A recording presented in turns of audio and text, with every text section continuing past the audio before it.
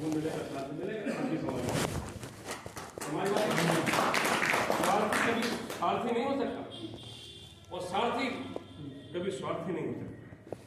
ये अंतर है। यहाँ स्वार्थी लोग नहीं है, यहाँ सारथी लोग। ये सारथी उनको नेताजी की तस्वीर से मोहब्बत है, उनके खून से मोहब्बत है, उनकी पार्टी से मोहब्बत है, उनकी दफ्तर से मोहब्बत है। वो सिर्फ एमएलए बनना नहीं चाहते, हमसे कोई जिंदगी हमसे वक्त करवा ले, बल्कि तो कोई बात नहीं है। हम इतने लोगों के सामने नेताजी की तस्वीर सामने कर बनाओ मुख्यमंत्री अखिलेश यादव को 2 नेताजी वाला दर्जा तुम सब हम अपनी जिंदगी पर। हम तो कहते हैं कि हम जो भी हमने मिला है सब नेताजी ने दिया। मैं तो अपना राजनीतिक कैरियर की शुरुआत बता दी। मैंने अपने पिता से मना कर दिया। नेताजी ने जबरदस्ती बुला करके 2 बार 3 महीने बाद फिर नेताजी ने पिताजी को रोका और फिर नेताजी की बात को सुनकर हमारे पिताजी ने कहा कि नेताजी मुझसे 2 बार कहते थे तुम्हें लड़ना तो पड़ेगा। फिर लोगों के क्षेत्र की सिफारिश कराई और उसके बाद फिर हमने हाँ की और फिर उन्होंने एमएलए बनाया। और हम सब उन्होंने बना दिया है तो हम वापस नहीं जाना चाहते हैं। हम सेवा करना चाहते हैं। ये जिंदगी राजनीति के लिए वक्त कर दी हमने, दूसरा कोई काम नहीं करेगा। दोस्त हमारा दोस्त रहेगा, दुश्मन हमारा दुश्मन रहेगा। अगर दुश्मन हमारे ऊपर मदद करना चाहता है तो हमारी पार्टी की सेवा करे, हमारा दोस्त बन सकता है। सिर्फ मेरा अगर भला चाहे तो दोस्त नहीं कर सकता। ये राजनीतिक जीवन, अपना पूरा जीवन हमने राजनीति के लिए वक्त कर दिया। अब हम पीछे नहीं, इसमें नेताजी की इच्छा शामिल है, हमारे पिता की इच्छा शामिल है और हर अच्छे बेटे की ये जहन होना चाहिए, नियत होनी चाहिए, ईमान होना चाहिए, जिम्मेदारी होनी चाहिए कि वो अपने पिता की, अपने आदर्श की हमेशा इज्जत करें। तो हम तो नेतागिरी करना चाहते हैं, इसीलिए हमने हिमांशु को सौंप दिया। बहन कह रही थी कि नेताजी कहते थे कि समाजवादी पार्टी कभी बुढ़ी नहीं होगी, ये भाषण दिया था उन्होंने लखनऊ में। आप बताओ कैसे बुढ़ी हो सकती है।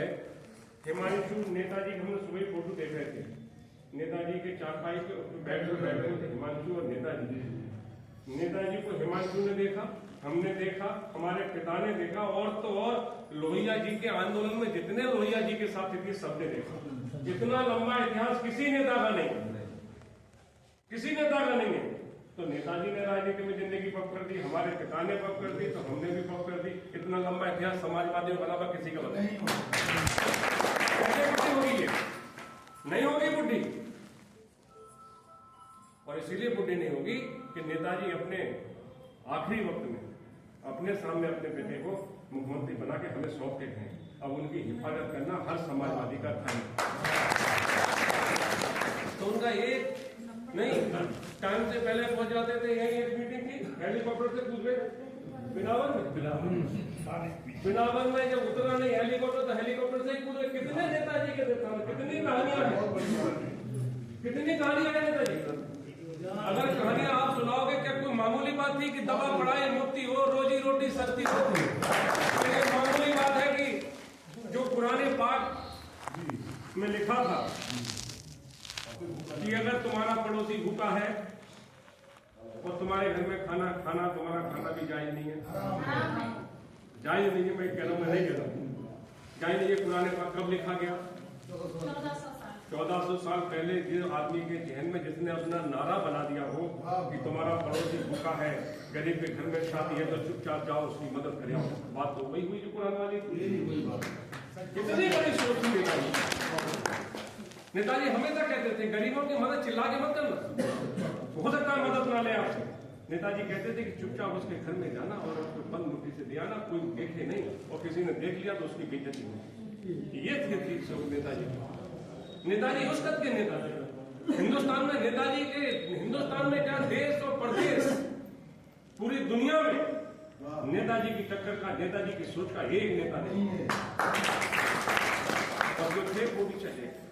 हो सकता है लोहिया जी होंगे, हम लोगों ने पढ़ा है, नेताजी ने उन्हें अपना गुरु माना है, तो कुछ चीजें नेताजी वाली है, नेताजी में कुछ चीजें लोहिया वाली होंगी, नहीं शामिल कर रहे। पर नेताजी एक ऐसी फहरिस्त में है, ऐसे नेता हैं जो सदियों में कभी पैदा होते हैं। और अब होंगे कब होंगे कि नहीं होंगे, तो हमें फक्र है कि नेताजी का ही नेताजी से 4 कदम आगे है। नेताजी को हमने देखा है, परखा है, सुना है, और अखिलेश जी के साथ भी काम करने का हमें मौका मिला है। वो भी नेताजी की तरह ही सोचते हैं। हमने एमएलए थे तो वो मुख्यमंत्री थे, आज वो नेता विरोधी दल थे तो हिमांशु और ब्रजेश एमएलए हैं, उनके साथ काम करा। आज वो पार्लियामेंट में, तो हम लोग जाते अध्यक्ष के तौर पर भी हम कुछ दिन पहले ही मिले। उनको भी वही सोच है, वही बातें करते हैं जो नेताजी करते हैं। ये नेताजी का खून खराब है, नेताजी का खून है। हम इस खून को हिफाजत के साथ बचा लें, रख लें, और इसके लिए जिम्मेदारी हमारी और आपकी ज्यादा है। उन लोगों की नहीं जो एमएलए और एमपी बनना चाहते हैं, वो तो बनेंगे और चले जाएंगे, इज्जत हमारी बची जाएगी। नेताजी हमसे मोहब्बत करते हैं, अखिलेश जी हमसे और आपसे मोहब्बत करते हैं, उन लोगों से नहीं। हो सकता है किसी को टिकट मिल जाए, एमएलए जरूरत है, पर अगर समाजवाद की कहीं बात पड़ेगी तो हम और आप इकट्ठे होंगे। बोलो पर हम लोग सब बहुत अभी आंसर गिरा रहे हैं कि हुआ सम्मेलन, और हमें खुशी है कि आज तीसरी पीढ़ी हमारी भी है और तीसरी पीढ़ी हमारे साथ रहने वाले हमारे लोगों की भी। यहाँ भी बहुत सारे लोग बैठे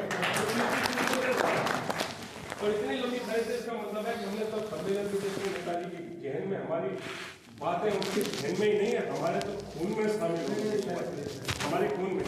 रजनी जी बोल रहे थे तो बताओ